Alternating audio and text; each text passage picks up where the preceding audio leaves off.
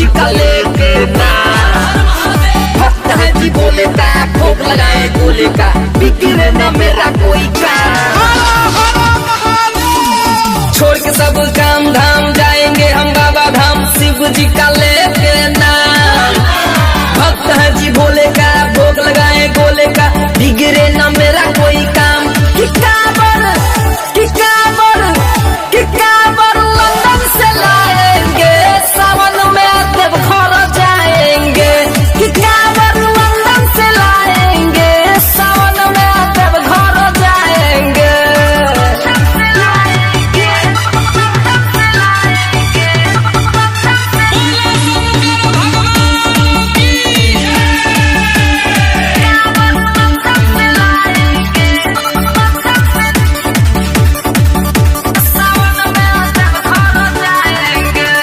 भोले के स्टाइल में चिलम धराएंगे, धुएं का छल्ला बनाकर उड़ाएंगे।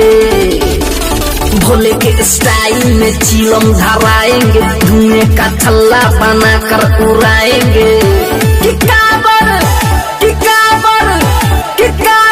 लंदन से लाएंगे, सावन में देवघर जाएंगे। किकाबर लंदन से लाएंगे, सावन में देवघर जाएंगे।